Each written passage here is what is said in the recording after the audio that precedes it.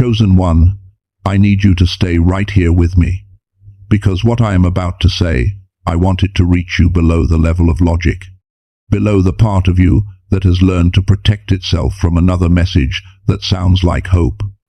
Something is happening in your life right now. You can feel it, even if you cannot name it.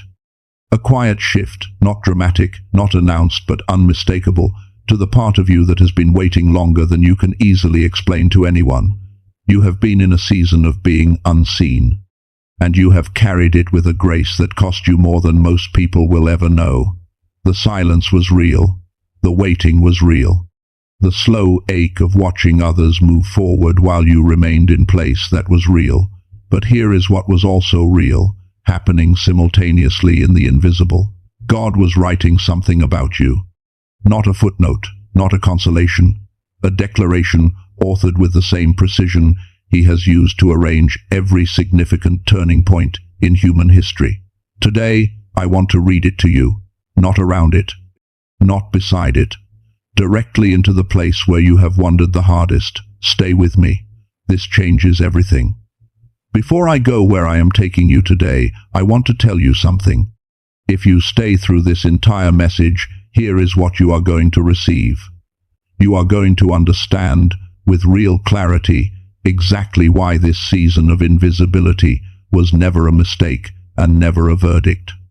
You are going to meet yourself, the specific person God designed you to be, in a way that I believe you have never quite seen before, and you are going to receive the letter. I mean that literally. Not a general encouragement, an actual letter written specifically for the one who has been waiting. Every minute of what I am about to share is worth your time. Stay with me. Now, before we go into everything I want to show you, I need to make sure you understand something about the season you have been in, because most people have been given the wrong story about it. And that wrong story has been making it harder to carry. Being forgotten is not a verdict. It is not a conclusion. It is not God's final word on your chapter. In every wisdom tradition across human history, in the scriptures, in the lives of people who eventually changed the world, there is a pattern so consistent, so unmistakable, that once you see it, you cannot go back to misreading your own story. Every person who was eventually recognized as extraordinary went through a period of extraordinary invisibility first, not a brief one, not a comfortable, short-lived one, a season that, from every external angle, looked like failure, like being left behind, like the universe had simply moved on without them.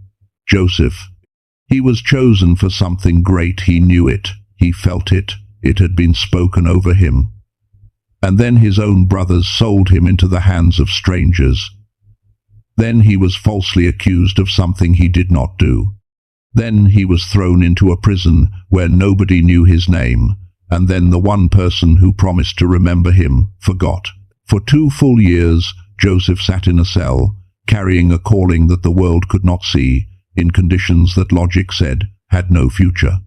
And in all that time, there was not a single visible sign that anything was moving. There was just silence and waiting, and the daily choice to remain faithful to something he could not prove was still true.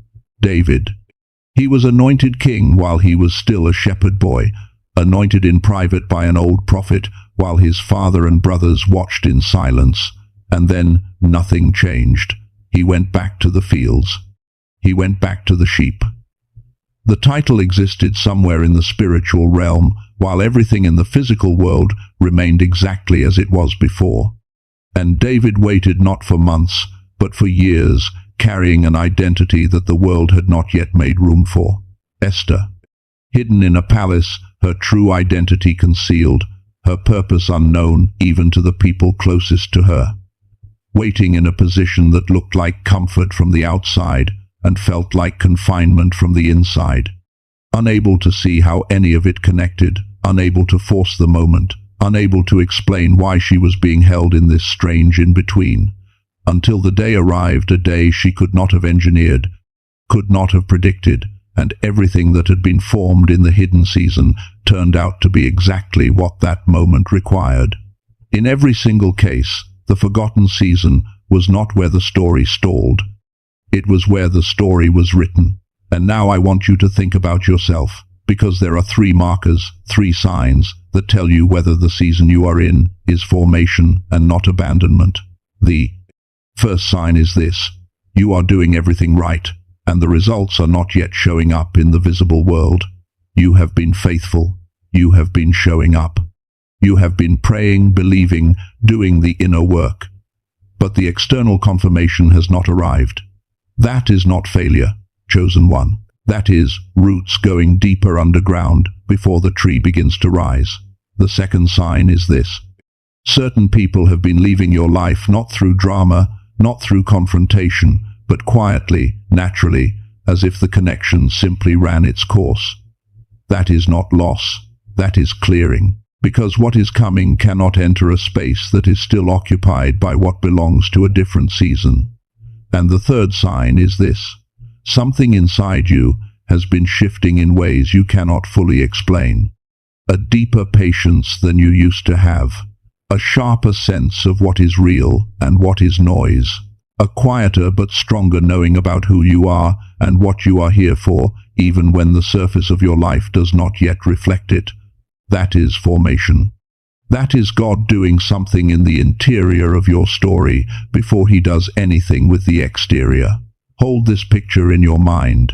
A seed goes into the ground, and from the outside, nothing is happening. The ground is still, the surface is unchanged. Someone walking past might look at that patch of earth and think nothing is there. But underneath there is movement, there is growth. There is life pressing toward the surface with everything it has. You are not buried in the ground, chosen one. You are in the ground. And there is a difference, and it is everything. The farmer who placed you there has not moved. He is watching something that no one else can see yet. And what he is watching is the most important thing happening in your entire story right now. But here is where I want to take this deeper. Because knowing that your forgotten season has a purpose that is one layer, understanding why this specific season has required this exact depth that is something else entirely, and it connects to something most people in this space will not discuss, because it requires crossing a bridge between science and faith that makes some people uncomfortable. I am not uncomfortable crossing it, because I believe the same God who created the human spirit also created the human brain. And what neuroscience has discovered about how we receive divine clarity does not contradict what the scriptures describe. It confirms it. Scientists at institutions including Harvard, MIT, Stanford, Princeton, and Columbia University have been studying a specific brainwave for decades. They call it the gamma wave. And what they have found about it is remarkable. When the brain is operating in gamma frequency, and this has been verified through EEG studies conducted across multiple research centers, human beings experience heightened intuition, accelerated clarity, and what researchers describe as sudden knowing, the kind of insight that arrives without logical steps. The kind of clarity that seems to come from somewhere outside yourself, from somewhere higher, and yet lands with perfect precision inside you. Neuroscientists call this the gamma state. What the scriptures describe as spiritual sensitivity and the capacity to hear from God, these are not in conflict. They are 2 different languages describing the same God-given capacity, and here is what happens to that capacity over time. Children operate in gamma naturally. A child who has not yet been shaped by years of pressure and disappointment, they learn quickly. They trust their instincts. They hear things adults often walk right past. But beginning around age 7, something researchers call the decline effect begins. The gamma frequency starts to diminish. Not because it was designed to, but because the systems we live inside, the chronic stress, the accumulated weight of repeated rejection, the noise of a world that does not value silence, they suppress it. And when you have spent years in a season where your gifts went unrecognized, where your prayers seemed to dissolve before they landed, where the voices of doubt were louder than the voice of guidance. That suppression deepens your brain's ability to operate at the frequency where divine clarity happens becomes diminished, not permanently, but noticeably. And that is not a spiritual failure. It is a physiological reality. And it matters enormously for what I am about to share with you in the second part of this message, because I want your receptivity to be fully open when I read you the letter. I want you to be able to receive it clearly, not through a layer of static, but directly into the deepest part of you. Dr. Robert Lake is a neuroscientist who has spent 34 years researching brain entrainment, the gamma frequency, and how to reactivate what the decline effect has suppressed. He developed a 7-minute audio protocol, not meditation, which requires months of consistent practice most people cannot sustain, not a machine, not a complex routine, just sound engineered at a precise frequency and designed to speak directly to the nervous system in the language it was created to receive. He calls it the genius song. And I want to be straightforward with you about what this is and what it is not. It is not a miracle. It is not a replacement for the inner work of faith. It is a tool of physical support for a spiritual process. The way eyeglasses are not a replacement for your eyes, but something that helps your eyes do exactly what they were designed to do. Now, the traditional way to access this kind of gamma brainwave activation is through biofeedback therapy, which costs around $300 per session, or home equipment that starts at $7,000. Dr. Lake understood that the people who most need this support are not usually the ones with the most resources. So he compressed 34 years of research into a 7-minute digital audio file. The standard price for the Genius Song is $49. But because his intention was never to make this exclusive, he has made it available through this specific message for $39. That price does not exist on Amazon. It does not exist on any other platform. It is available only through the link placed in the description and pinned comment of this message. At $39, you receive the Genius Song itself, the complete 7-minute gamma entrainment protocol. You also receive Genius Child, an audio track designed to help children activate natural focus and confidence.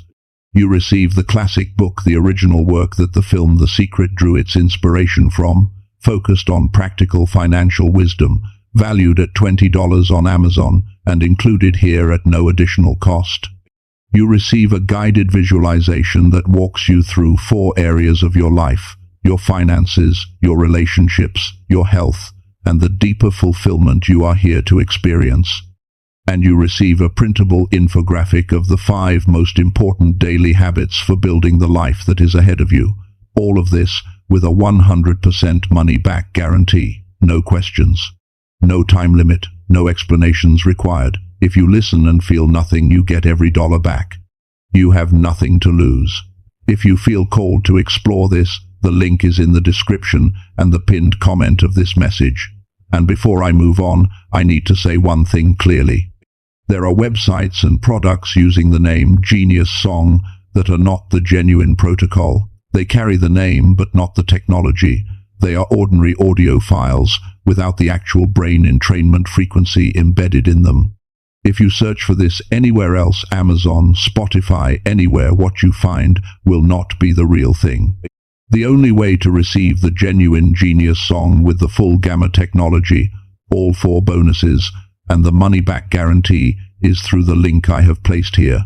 Do not search for it anywhere else. Now, let us come back to where we are. Because while I want your brain to be at full receptivity, what I want to show you next is what you will receive when it is. You know now that the forgotten season has a name. You know the pattern it follows across human history. You know what has been happening physiologically that may have dimmed your ability to hear clearly. But what I have not yet told you is what specifically was being formed in you during all of this. And I have not yet told you the most important thing of all, what God was actually writing. The seed has been in the ground. For a reason. The roots have been going deeper than you knew for a purpose, and what I am about to show you in part 2, the specific identity that was being shaped in you through everything you have walked through, and the actual letter that God has written while you were waiting, I believe it is going to change something in you that has needed to change for a long time. Stay with me. We are almost at the letter. Chosen one, welcome back. If you stayed through part 1, you already know something about yourself that matters. You are someone who does not walk away when something real is being built, and that, in itself, is one of the things I want to talk to you about today. In part 1, we established something foundational. The forgotten season has a name. It has a pattern that has repeated across the lives of every significant person in human history, and it has a purpose, one that goes far deeper than most people are ever told. But what I did not yet tell you is this: the purpose of that season was not only to preserve you, it was to produce something very specific in you, something that could not have been formed any other way. And before I read you the letter, I need to show you what that thing is. Because the letter will mean more when you understand who it is addressed to. Here is the truth about what the hidden season forms. Not everyone who goes through a season of being overlooked comes out the other side carrying the same thing. What comes out depends entirely on what was there to begin with. And I genuinely believe that what is in you is something the world has been waiting for without fully knowing it. Let me name it. You are a seer. That sensitivity you carry, the one that has sometimes felt like a burden, the one that made you notice things others walked right past, the one that picked up on what was unspoken in a room, on what was wrong before anyone admitted it. That is not a flaw in your design. That is a precision instrument. You were built to see what others are still learning to look for. And that capacity has not been diminishing in the hidden season. It has been deepening. Every day you spent in the quiet was a day that faculty became more refined, more accurate, more powerful. You are also a voice. You were held in silence until you had something worth saying with the full weight of lived experience behind it. Before this season, you may have had the message. But now you have something that no amount of talent alone can produce. You have credibility that comes only from having walked through what you are describing. That changes how words land. That is what makes a voice reach somewhere a performance cannot. You are a cycle breaker. The pattern that has repeated in your family line, the limitation, the ceiling, the thing that seemed to pass from one generation to the next, like an inheritance no one asked for, it ends with you. That is not a small thing, chosen one. That is one of the most significant things a human being can do on this earth. And the internal work required to do it is exactly the kind of work that an invisible season demands. You did not just sit still during this time. You broke something at the root level, and what you broke will not follow what comes next. You are a wounded healer. Every ounce of what you have carried, the specific, personal, hard-won understanding of what it feels like to be unseen, to wait in a silence you did not choose, to doubt and then decide to believe anyway. None of that is wasted. It is being converted, even now, into something that will reach people in places others simply cannot access. No one can reach them the way you can, because no one else knows the way out of that place the way you do. You walked out of it. That is a different authority than anything that can be learned from a book. And you are a light bearer. You were kept in the background until the moment when the light you carry would have its fullest impact. Because light shown in the middle of a bright afternoon is hard to notice, but light that appears in genuine darkness, it is seen from a distance. It changes the color of everything around it. You were not in the background by mistake. You were there by design, and that design is completing itself. Now, before we get to the letter, I need to address something directly. Because there is a belief that lives quietly in the chest of almost every person who has been carrying what you have been carrying. And it is the one thing I need you to set down before you can receive what is coming. The belief sounds something like this. Maybe I was forgotten because something about me made me forgettable. Maybe the people who looked past me were seeing something accurately. Maybe I have stayed in this place so long because, somewhere underneath it all, I was not truly worthy of what I believed I was called to. I know that thought. I know it because it appears in almost exactly the same form in almost every person who is carrying a significant calling, and I want to say this as directly as I know how. That thought is not discernment. That thought is not spiritual insight. That thought is the voice of the wilderness trying to use the silence against you, and it attaches most persistently to the specific calling it is trying to abort. The more significant the purpose, the louder that whisper becomes. Every time. You are not unworthy of what is coming. You were prepared for it, and the preparation is complete. So right now, in this moment, I want you to do one thing. Not out loud, just inside, in the space where you think and feel. Picture yourself holding something in your fists, that old story, that old verdict, that voice that has been saying you were forgotten for a reason. And in your mind, simply open your hands and let it go. Not because it never hurt, not because you have to pretend the waiting was easy, but because you cannot receive what is coming with clenched hands. Open hands. That is the posture for this moment. Good, because the letter is ready, and so are you. I want to be clear with you about what I am about to share. This is not a claim of specific prophecy about your future circumstances. This is the language of love, and love always speaks truth about who someone is before the external circumstances catch up to reflect it. What you are about to hear is my best rendering of what I believe the Spirit of God has been speaking over the one who has been waiting. Receive it with open hands. This is the letter, chosen one. I have watched you carry this longer than you thought was possible. I have seen the mornings when you made the choice to get up and keep going, even when every reasonable part of you was exhausted. I was there in the silence you mistook for my absence. I was not absent. I was closer in those moments than I have ever been. I saw what you did in the hidden places.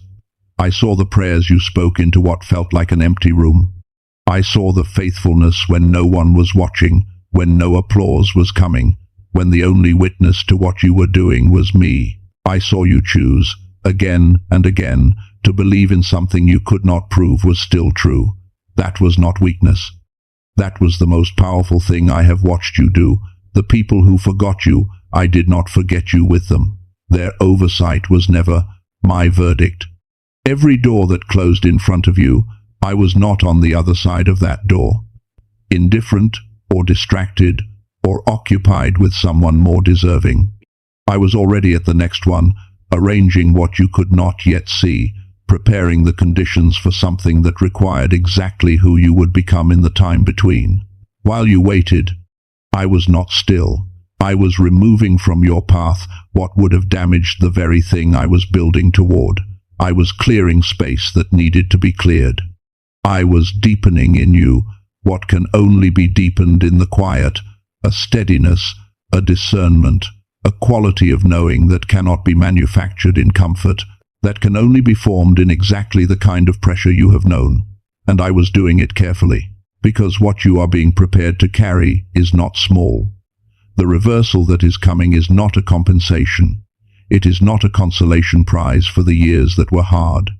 It is the next chapter, the one that was always written, the one that has your name on every page, the one that requires everything the previous chapters put into you. It could not have arrived earlier. The roots were not yet deep enough for the tree that is coming, and that is not a criticism of who you were. That is the mercy in the timing. I made you to see what others miss. I made you to speak what others feel, but cannot yet articulate. I made you to carry light into places that do not have enough of it, and to break what has repeated for too long, and to reach people who are still in the place you came from, people who need someone who knows the way. Not from theory, but from experience. I did not make you ordinary, chosen one. I made you with precision and purpose, and a specific assignment that belongs to this exact moment in time. You are not forgotten. You have never been forgotten. Not for a single day, not for a single hour. Not once. You are mine, and what I am about to do in your life will make that undeniable to you and to everyone who wrote your chapter off as finished. This is not the end. This is where everything prepared in the dark becomes visible in the light. Just breathe. Let that land. You are allowed to receive this. You are allowed to believe it. And you are allowed to stop carrying the weight of a story that was never true. Now, I want to make sure that what you just received does not stay only in the emotional register, because beautiful moments that do not connect to anything practical tend to fade within 24 hours, and what you receive today is too important to fade. So let me give you 3 things you can carry forward from here. The first is this. Every morning, before the noise of the day arrives, speak your identity out loud. Not as something you are hoping will one day become true, as something that is already established. Keep it simple. Say it as a statement, not a wish. I am a seer. I am a voice. I am the one who breaks cycles and carries light and reaches people others cannot reach. Say it even on the days it feels completely disconnected from what you see around you, especially on those days. Because the tree does not wait until it is fully grown to know what it is. It knows from the first moment it begins to rise. The second thing is this. Begin to notice patterns, not just moments. God speaks in consistent threads more often than in sudden thunder. The thought that keeps returning in your quiet moments. The unexpected peace that settles over a decision before you have reasoned it all the way through. The same specific thing that keeps reappearing in your attention week after week. That is not coincidence, that is direction. Practice naming it rather than explaining it away. Just say, quietly, inside yourself, this is guidance, and let yourself follow it. The third thing is this, release the timeline. Every time you catch yourself trying to force a specific outcome by a specific date, every time you feel the grip of needing it to happen by this month, by this year, by some deadline your fear invented, take one slow breath and release it. Not because your desires do not matter, but because the farmer who planted you knows the exact moment of the harvest. And his timing has never once been wrong about you. The seed does not tell the farmer when to harvest. The seed trusts the ground and grows. You do not have to manufacture what is coming, chosen one. You only have to remain in position to receive it. Now let me close by speaking your identity one final time. Not as a list, as a declaration over you. Specifically, you are a seer. The eyes you were given see what others are still learning to look for. What felt like hypersensitivity in the wrong season will feel like a gift in the right one, and you are entering the right one. You are a voice. The silence that held you was not punishment, it was compression. And when something is compressed long enough under the right conditions, what comes out is not just loud, it is clear. Your voice will have a clarity now that it could not have had before. You are a cycle breaker. What ends with you does not follow what comes next. That means something. That means everything that comes after you, the people, the generations, the connections, they get to begin without what you broke. That is legacy. That is love. And you did it in the quiet, with no one watching, which means you did it purely. You are a wounded healer.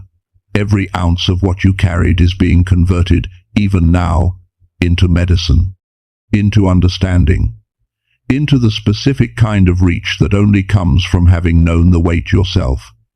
The people who are still in the place you came from, they are waiting for someone who knows the way. You know the way, and you are a light bearer. You are not being kept in the background anymore. The season of your invisibility is completing its purpose. The people who thought you were forgotten are about to witness something they do not have the categories for. Not because you chased visibility, not because you forced a door open, but because the farmer looked at the roots, looked at everything that grew in the dark, looked at the depth of what was formed beneath the surface, and decided, this one is ready.